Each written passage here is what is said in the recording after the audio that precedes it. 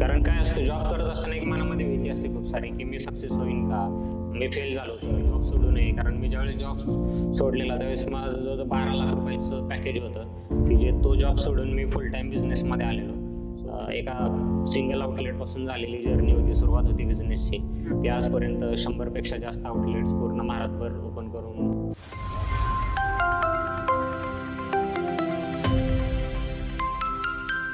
नमस्कार मित्रांनो, आपला श्रेयस या युट्यूब चॅनलमध्ये माझ्या सगळ्या मित्रांचं हार्दिक स्वागत आहे. आणि मित्रांनो, आपल्या टॉप विथ ऑन्टरप्रेन्योर्स या पॉडकास्ट सिरीजमध्ये आज आपल्याबरोबर एक खास गेस्ट आहे. त्यांचं नाव आहे अभिजित घाडगे sir, the director and founder of pocket cafe. तर सर, तुमचं आमच्या पॉडकास्टमध्ये वेलकम आहे. धन्यवाद. Thank you sir. आणि खरंच खूप एक इंटरेस्टिंग जर्नी आहे. जॉब करत असताना बिझनेस स्टार्ट केला आणि नंतर बिझनेस एवढा ग्रो झाला की आज पॉकेट कॅफेच्या 120 आउटलेट्स आहेत ऑल ओव्हर इंडियामध्ये. आणि खरंच खूप ग्रेट ऑन्टरप्रेन्योर आज आपल्या बरोबर आहे.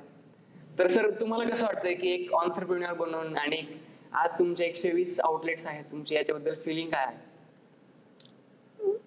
ज्यावेळेस एखादं स्वप्न बघितलं जातं त्यावेळेस खूप छान, म्हणजे वाटतं स्वप्न बघायला पण, आणि ज्यावेळेस तो पूर्ण होतो त्यावेळेस त्याच्यापेक्षा अजून छान वाटतं. बरोबर. त्याच्यामुळं याची जी जर्नी स्टार्ट झालेली होती, जे काही ड्रीम होतं मनामध्ये, जे काही बघितलेलं, ते मी तसं 2006-07 पासून बघत होतो की मला बिझनेस स्टार्ट करायचा आहे. आणि तो कुठून स्टार्ट करायचा, कसा स्टार्ट करायचा, याच्यामध्ये खूप सारे डोक्यामध्ये विचार होते.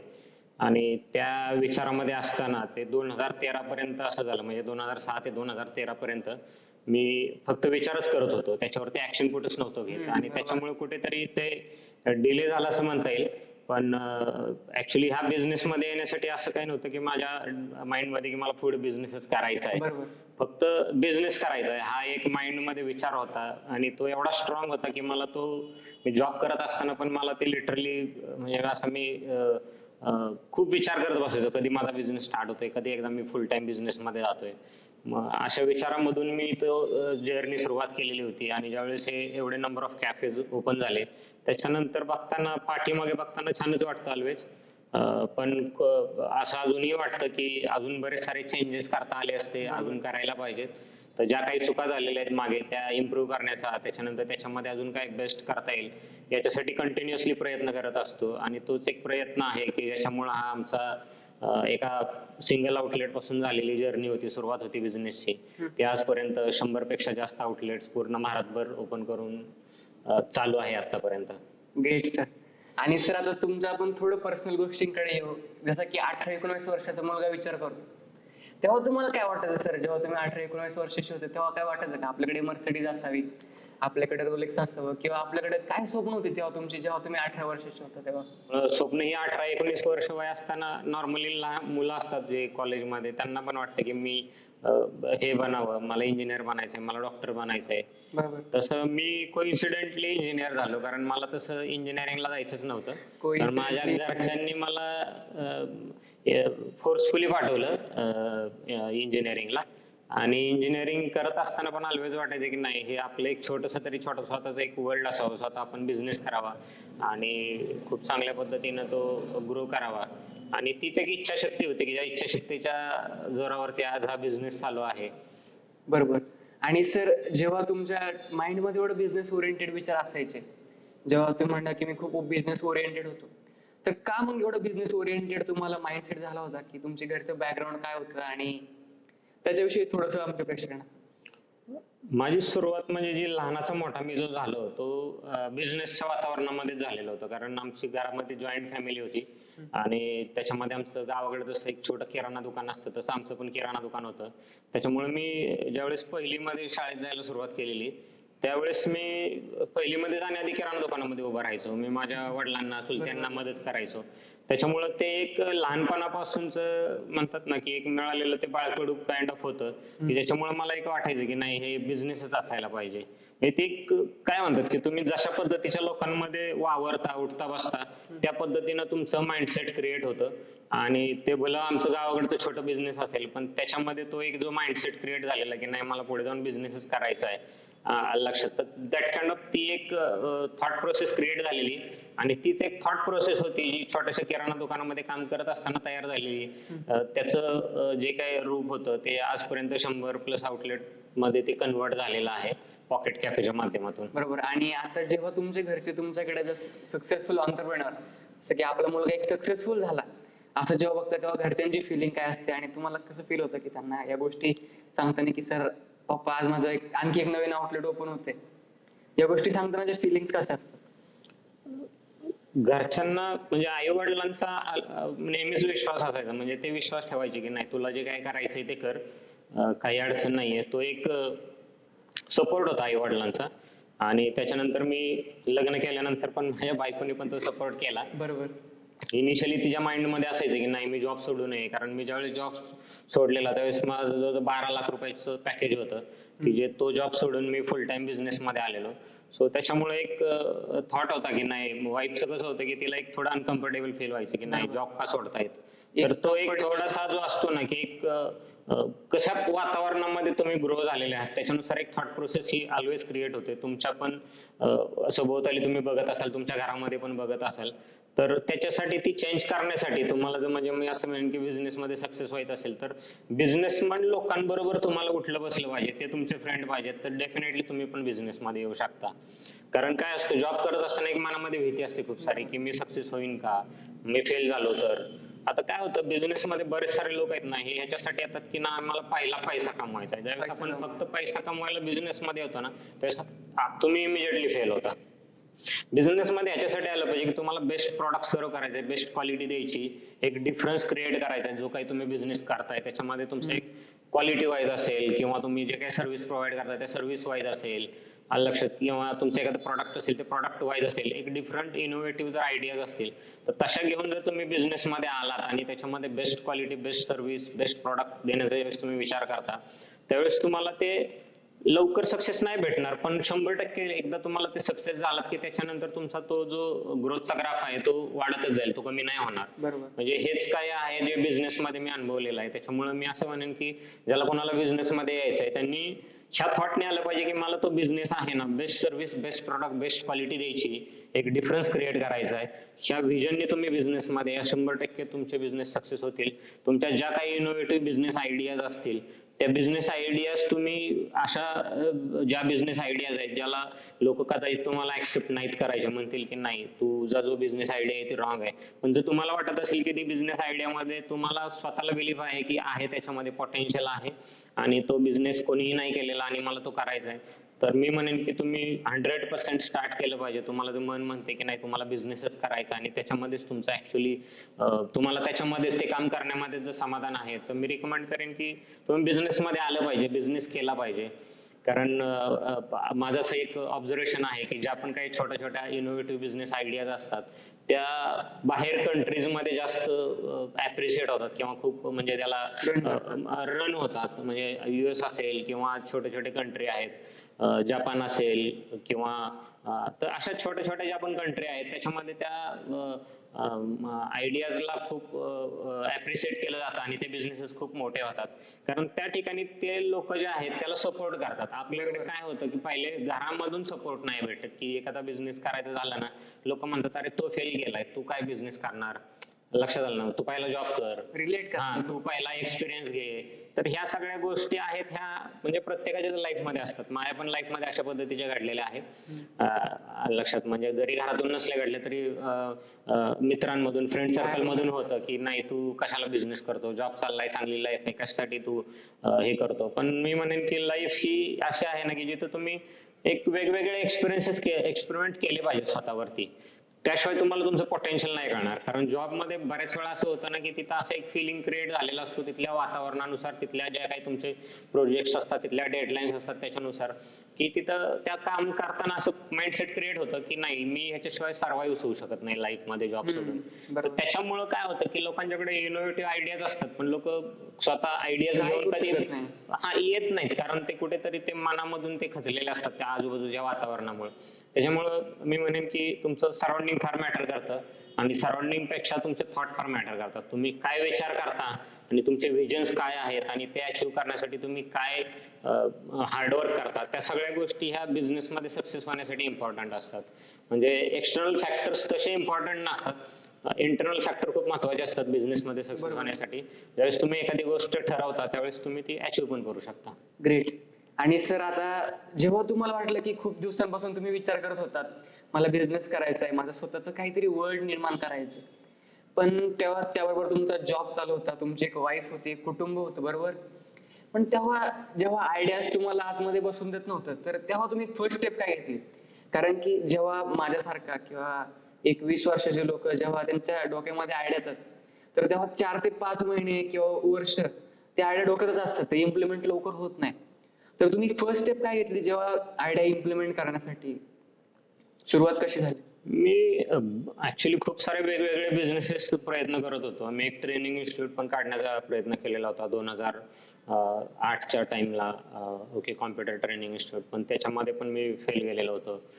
त्याच्यानंतर मी एकदा एक टू व्हीलरचं ऑटोमोटिव्हचं म्हणजे टू व्हीलरचं एक मायलेज वाढवण्याचं एक किट आम्ही थोडं R&D केलेलं. आम्ही बरेच त्याच्यावरती 3-4 महिने काम केलेलं होतं. तर त्याच्यामध्ये पण आमचं ते फेल्युअर गेलेलं. म्हणजे अशा आम्ही वेगवेगळ्या ट्राय करत होतो. म्हणजे बिझनेस करायचा हे फिक्स होतं, कारण मी ऑटोमोबाईल मध्ये असल्यामुळे आणि एक थोडासा हायड्रोजनचा उपयोग करून ते गाडीचं मायलेज वाढवता येतं, ते कुठेतरी बघितलेलं वाचलेलं, त्याच्यावरून आम्ही बरेच सारे ट्रायल घेतलेले होते. तर अशा पद्धतीने ट्रायल हे चाललेले होते. पण काय म्हणतात की ते एक थॉट जे क्रिएट व्हावं लागतं ना, की नाही तुम्हाला आता एंट्री ही करायचीच आहे, त्यासाठी ते थॉट तेवढे स्ट्रॉंग होण्यासाठी कंटिन्युअसली तो विचार डोक्यामध्ये असल्यामुळे तो एक क्लिअर झालेला की नाही आता मला बिझनेस करायचंय, मी पुन्हा फेल झालो तरी चालेल. तर त्या थॉट मध्ये मी 2013ला बिझनेसची सुरुवात केलेली होती. मी असंच पुण्यामध्ये फिरत असताना एक कॉफी शॉप बघितला आणि मला लक्षात आलं की हा बिझनेस का आपण स्टार्ट करू शकत नाही. मग त्याच्यातून ती जर्नी 2013ला चालू झालेली होती. त्याला लास्ट मंथ मध्ये आता आम्ही 8 वर्ष कंप्लीट केले. तर अशी सुरुवात झालेली बिझनेसला. बरोबर. मग तो बिझनेस पण मी अगदी लोन काढून केलेला होता. बिझनेस लोन भेटत नाही तर मी पर्सनल लोन वरती ते सगळं मी बिझनेस स्टार्ट केलेलं होतं. तर त्याच्यामुळे ते एक काय म्हणतात की बिझनेस चालू करताना अजून बरेच थॉट होते की आता मी गावाकडून आलेलो, पुण्यामध्ये होतो, मग इथं कोणी लोकली प्रॉब्लेम असतात का बिझनेस चालू करताना, एक मनामध्ये शंका असतात, कुठून तरी काहीतरी वाचलेलं असतं, ऐकलेलं असतं आणि त्याच्यामुळे एक मन आहे ना कुठेतरी ते एक हे करत असतं. कारण कसं होतं की कुठून तरी एका छोट्या गावातून ज्यावेळेस आपण इकडे येतो मोठ्या सिटीमध्ये, त्यावेळेस बऱ्याच साऱ्या गोष्टी समजायला किंवा हे व्हायला वेळ लागतो. पण त्या समजतात तेव्हा ज्यावेळेस तुम्ही त्याच्यामध्ये एंट्री करता. तर ऍज सच तसे काहीच इश्यू नसतात. एक मनाचे काहीतरी आपण ऐकलेलं असतं कुठली तरी गोष्ट आणि त्यालाच पकडून आपण एक थॉट मध्ये असतो की कोणी त्रास देऊ शकतं का, पण तसा काही संबंध नसतो कोणी कोणाचा. प्रत्येक जण आपापल्या जगामध्ये आपापल्या लाईफ मध्ये बिझी असतो आणि बिझनेस मध्ये ज्यावेळेस तुम्ही प्रामाणिकपणे कष्ट करता त्यावेळेस तुम्हाला ग्रोथ ही मिळते ऑलवेज. ओके. तर सर जसं तुम्ही म्हटले की मी खूप बिझनेस ट्राय केले आणि नंतर मला पॉकेट कॅफेची आयडिया भेटली किंवा या गोष्टी भेटल्या, जसं की आपण गिटारच्या अनेक तारात चिडतो नंतर आपलं परफेक्ट तार भेटते, अशा गोष्टी तुमच्या बरोबर घडल्या असतील. पण आजकालचे मुलं काय करतात किंवा गोष्ट त्यांना वाटतं की एकच आयडिया आपल्याला यावी आणि तीच सक्सेसफुल व्हावी आणि तिथूनच जसं की त्यांना वाटतं की पॉकेट कॅफे सरांच्या डोक्यात आलं आणि त्यांची लगेच आता 120 आउटलेट झाले, खूप चाललं. तर याविषयी थोडं सांगा की कशा गोष्टी ट्राय करायला पाहिजे आणि कसं माइंडसेट ठेवायला पाहिजे. गोष्टी ज्या पण काय करायच्यात तुम्हाला बिझनेस मध्ये, ज्या स्टार्ट करायच्यात त्या इनोव्हेटिव्ह असाव्यात, खूप डिफरन्शिएटिंग असाव्यात आणि त्या तशा पद्धतीने कोणी केलेल्याच नसाव्यात. अशा पद्धतीचे ज्यावेळेस तुम्ही बिझनेस करता त्या ऍक्सेप्ट करायला थोडा वेळ लागेल, कारण कोणताही बिझनेस स्टार्ट केल्यानंतर 3 वर्षाचा पहिला टाइम असतो की जो तुम्हाला पूर्ण त्यातलं नॉलेज येण्यासाठी 3 वर्षाचा टाइम जातो. तर तो 3 वर्षाचं तुमचं नॉलेज अपग्रेड करण्यासाठी, त्याच्या तुमच्या बिझनेसमध्ये इम्प्रुव्हमेंट करण्यासाठी जातो आणि 3 वर्षानंतर ऍक्च्युली तुम्ही सक्सेस होता. म्हणजे जरी तुमचा बिझनेस पहिल्या दिवसापासून पहिल्या महिन्यापासून जरी प्रॉफिट मेकिंग असेल तरी 3 वर्षाचा एक टाइम असतो, तो टाइम जाणून देणं गरजेचं आहे आणि त्या मेन टाइम मध्ये तुम्ही कंटिन्युअसली अपग्रेड करणं गरजेचं आहे. म्हणजे तुमच्या प्रॉडक्ट वाईज असेल किंवा तुमचं जर ऍप असेल तर त्याचा परफॉर्मन्स वाईज असेल, फीचर वाईज असेल, युजर फ्रेंडलीनेस असेल, त्याचा लक्षात कलर्स असतील, तर ह्या छोट्या छोट्या गोष्टी खूप मॅटर करतात बिझनेस बिझनेसमध्ये, आणि ते समजण्यासाठी तो टाइम जाणं गरजेचं आहे. त्याच्यामुळं आपला जो एक महाराष्ट्रीयन पब्लिक आहे किंवा इंडियामध्ये पण ह्याच गोष्टी चालत असतील, की लोकांना असं वाटतं की मी बिझनेस चालू केला ना की माझा पहिल्या दिवसापासून पहिल्या मंथ पासून प्रॉफिट मध्ये आला पाहिजे. तुम्ही तसा नाही विचार केला पाहिजे. बिझनेसचा विचार कसा केला पाहिजे, मी जो बिझनेस चालू करतोय तो माझा 5 वर्षानंतर कोणत्या स्टेजमध्ये असेल, तो 5 वर्षानंतर त्या स्टेजला नेण्यासाठी मला आजपासून कोणत्या गोष्टींमध्ये इन्व्हॉल्व्ह झालं पाहिजे, कोणत्या गोष्टींमध्ये मला लक्ष दिलं पाहिजे, कोणत्या गोष्टींमध्ये मला इम्प्रुव्हमेंट केली पाहिजे. आलं लक्षात? तर ह्या छोट्या छोट्या गोष्टी फार 5 इयर्स ज्यावेळेस तुम्ही व्हिजन करून स्टार्ट कराल त्यावेळेस तो तुमचा बिझनेस ग्रो होईल, सक्सेस होईल. म्हणजे इव्हन दो जरी तुमची मंथली आज एखादा बिझनेस स्टार्ट करून मंथली 2 लाख रुपये जरी प्रॉफिट कमवत असेल, तर ह्या 2 लाखाचा आजचा विचार नका करू तुम्ही कमवताय त्याचा. तुम्ही हा विचार करा की 5 वर्षानंतर मला कोणत्या पोझिशनला जायचंय, 5 वर्षानंतर माझ्या बिझनेसचं प्रॉफिट काय असलं पाहिजे. मला 5 वर्षानंतर 20 लाख रुपयाला पर मंथ प्रॉफिट घेऊन जायचंय, तर मला आजपासून कोणत्या गोष्टींवरती फोकस दिला पाहिजे, काय सर्व्हिस दिली पाहिजे, काय क्वालिटी दिली पाहिजे, माझं स्टाफला कसं ट्रेनिंग दिलं पाहिजे, किती प्रोफेशनल स्टाफ असला पाहिजे. स्वतःमध्ये पण खूप साऱ्या प्रोफेशनल चेंजेस करणं गरजेचं आहे, कारण बिझनेस करणं आणि बिझनेस ग्रो करण्यासाठी प्रोफेशनलिझम पण तेवढाच महत्वाचा आहे. त्याच्यानंतर राईट लोक जे आहेत रिक्रूट करणं ते पण आहे. आयदर एम्प्लॉई असतील, पार्टनर असतील किंवा तुमचे वेंडर्स असतील, हे सगळे खूप मॅटर करतात. कारण बिझनेस म्हणजे फक्त तुम्ही स्वतः काम करणं नव्हे, तर हे सगळे लोकांकडून काम करून घेणं, आणि ते काम करून घेता घेता असं काम करून घेणं की उद्या तुम्ही जरी नसला तरी तो बिझनेस ऑटो मोड मध्ये जाऊन तुम्हाला तो रिटर्न देत राहील लाईफ लॉंग. बरोबर. तर ह्या छोट्या छोट्या गोष्टी महत्वाच्या आहेत बिझनेस मध्ये. ओके. आणि सर, जेव्हा आपण ह्या सगळ्या गोष्टी करत असतो, आपल्याला कुठेतरी मोटिवेशनची गरज असते किंवा काहीतरी आपल्या आतून या गोष्टी लागत असतात. तर अशा ठिकाणी जेव्हा तुम्ही डिप्रेस व्हायचा किंवा असं वाटायचं की गोष्टी प्लॅन होत नाहीये, किंवा जेव्हा तुम्ही स्टार्टिंग केलं, तेव्हा तुम्ही कोणाकडे असं इन्स्पिरेशन म्हणून बघायचा किंवा मग कोणत्या गोष्टी करायचा की तिथून तुम्हाला इन्स्पिरेशन भेटेल?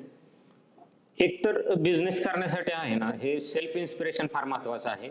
घरातले सांगतायत म्हणून किंवा माझा मित्र पैसे कमवतोय म्हणून मला बिझनेस करायचा आहे, हा जर थॉट घेतला तर ऑलवेज फेल्युअरच येतं. त्याच्यामुळं बिझनेस सक्सेस करायचा असेल तर एक इंटरनली माइंड मध्येच तुमचे थॉट पॉझिटिव्ह लागतात, तुमच्यामध्ये that kind of vision attitude लागते, तरच तुम्ही बिझनेस मध्ये सक्सेस होता. एक्सटर्नल फॅक्टर असतात मॅटर असं म्हणणार नाही, बट स्टील तुम्ही काय थॉट करता हेच तुमचं लाईफ ठरवतं, आणि हे लगेच नाही ठरवत. तर म्हणजे आज जो काही मी थॉट माझ्या माइंड मध्ये घेऊन माझा दिवस जो काही मी स्पेंड करतो त्याचे रिझल्ट याला मला ऍक्च्युली 3 वर्ष लागतात. बरोबर. आलं लक्षात? म्हणजे जो काही मला काय जे माझ्या बिझनेस मध्ये चेंजेस करायचे ते चेंजेस इमिजिएटली जरी सुरुवात करायला केली तरी त्याचे रिझल्ट यायला अराउंड 3 वर्षानंतर ते रिफ्लेक्ट होतात. हे माझे ओव्हरऑल ऑब्झर्वेशन्स आहेत. त्याच्यामुळे तुमचे जे काही व्हिजन्स आहेत ते दॅट काइंड ऑफ असायला पाहिजेत. आणि एक काय म्हणतात की म्हणजे मी पण माणूस आहे, मला पण बऱ्याच वेळा फेल्युअर आल्यानंतर मी पण नर्वस व्हायचो. मी तर लिटरली 2-2, 3-3 दिवस नर्वस व्हायचो. अशी माझी एक हे मेंटल स्टेज होती, कारण तो मला ते ऍक्सेप्ट व्हायचं नाही मी फेल झालोय ते, किंवा मला फेल्युअर भेटलंय ते.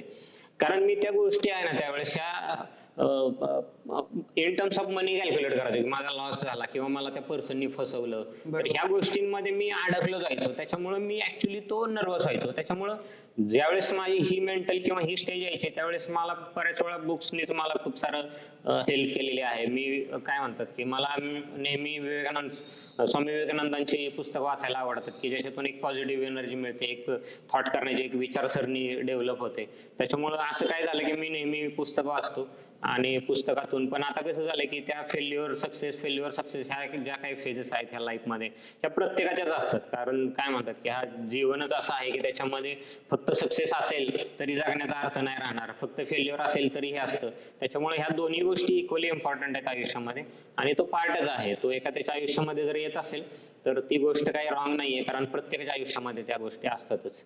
काही लोकांना हे शून्यातून वर्ल्ड निर्माण करावं लागतं, ज्यांच्याकडे घरचा बॅकअप नसतो किंवा जे गरीब घरामध्ये जन्माला आले असतात अशा लोकांसाठी. काही लोकांसाठी असं असतं की नाही, ते श्रीमंत घरामध्ये जन्माला आलेले असतात, त्याच्यामुळे त्यांना असलेला फॅमिली बिझनेस फक्त हँडल करायचा असतो, मेंटेन करायचा असतो. अशा पद्धतीच्या वेगवेगळ्या सिच्युएशन्स असतात. त्याच्यामुळे तुम्ही कोणत्याही परिस्थितीत असाल तुम्हाला स्ट्रगल हा डेफिनेटली असतो जर बिझनेस ग्रो करायचा असेल तरी. जरी फॅमिली बॅकग्राऊंड असेल, बिझनेस असेल, फायनान्शियल सपोर्ट असेल, तरी तुम्हाला स्ट्रगल हा असतो, फेल्युअर हे असतातच. त्याच्यामुळे अगदी गरीब आहे, श्रीमंत आहे, दोघांच्याही लाईफ मध्ये 100% सक्सेस फेल्युअर हे दोन्ही पार्ट असतात. ग्रेट. आणि सर, आता एक खूप महत्वाचा प्रश्न की अनेक जणांना वाटतं की आता मी शिकतोय, माझं इंजिनिअरिंग चाललंय किंवा त्यांचं ग्रॅज्युएशन चाललंय, त्यांना वाटतं की ही एज्युकेशनचा उपयोग आपल्याला पुढे कधी होणार नाही. तर तुम्हाला काय वाटतं, जे आपलं कॉलेजचं शिक्षण असतं किंवा जे आपण शिकतो याचा बिझनेस मध्ये किंवा आपल्या लाईफ मध्ये, मेनली लाईफ मध्ये काय उपयोग होतो? आता प्रत्येकाचे थोडेसे ऑब्झर्वेशन्स हे वेगवेगळे असतात, की लाईफमध्ये उपयोग हा डेफिनेटली होतो. कारण एज्युकेशन ही गोष्ट अशी आहे की जी कधी फेल्युअरच जाऊ शकत नाही. आणि ज्याला पण लाईफमध्ये बिझनेसमध्ये सक्सेस व्हायचंय किंवा जॉबमध्ये सक्सेस व्हायचंय, कोणत्याही फील्डमध्ये आज तुम्हाला सक्सेस व्हायचं असेल ना, तर तुम्हाला 100% मस्ट आहे की तुम्हाला एज्युकेशन गरजेचं आहे. मग ते तुमचं कॉलेज लेवलचं एज्युकेशन असेल किंवा कॉलेज तुमचं संपल्यानंतरचं एज्युकेशन असेल, तर ते मस्टच आहे. विदाउट एज्युकेशन तुम्ही सक्सेस नाही होऊ शकत. कारण ज्या दिवशी माणूस लर्न करायचा थांबतो, नवीन गोष्टी शिकायचा थांबतो, त्याच्यानंतर त्याची लाईफ आहे ना, ही रिव्हर्स त्याचा ग्राफ चालू होतो. त्यामुळे जर तुम्ही कंटिन्युअसली स्वतःला एज्युकेट करत गेला, कंटिन्युअसली तुम्ही लर्न करत गेला, छोट्या छोट्या गोष्टी इम्प्रूव्ह करत गेला स्वतःला, तर डेफिनेटली तुम्ही ज्या पण कोणत्या फील्डमध्ये आहात तिथं तुम्हाला डेफिनेटली त्याचा उपयोग हा होतोच. Great sir. आणि आज तुमच्यासाठी एक शेवटचा क्वेश्चन सर, की तुम्ही 2 लाईन मध्ये आजच्या तरुणांना काय सांगाल? मला एवढंच सांगावं वाटतं की जर तुमच्या मनामध्ये एखादी इच्छा असेल, म्हणजे कोणतंही स्वप्न असेल आणि तुम्हाला वाटतंय की ते तुम्ही ते बघितलेलं स्वप्न आहे आणि ते तुम्ही पूर्ण करावं, तर ते पूर्ण करताना तुम्ही, मला असं वाटतं की जे एक्सटर्नल फॅक्टर्स आहेत, समाज असेल, मित्र असतील, यांचा बिलकुल विचार नका करू. फॅमिलीचा थोडासा विचार करावा लागतो, कारण प्रत्येकाची परिस्थिती ही वेगवेगळी असते. बरोबर. आणि ती परिस्थितीचा विचार करून, किंवा तुम्हाला जरी जॉब करावा लागला तरी जॉब करता करता तुम्ही बिझनेस करायचा 100% विचार केला पाहिजे.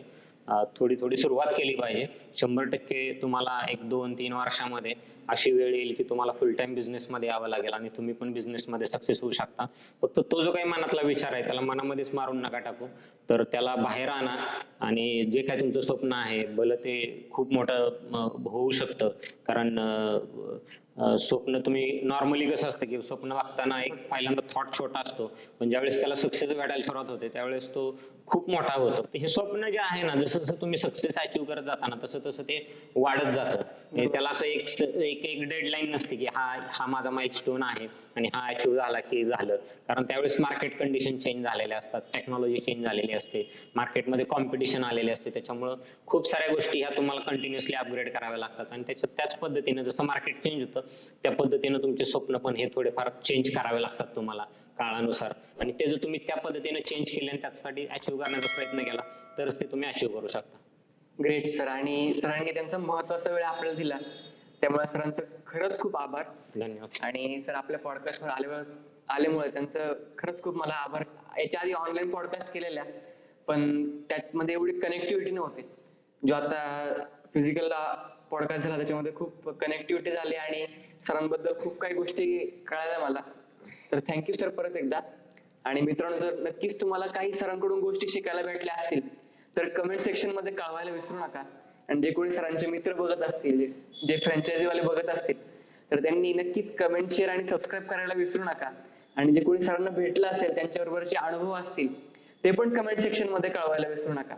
आणि जर तुम्हाला ही पॉडकास्ट सिरीज आवडत असेल तर नक्कीच आपल्या चॅनलला सबस्क्राईब करायला विसरू नका.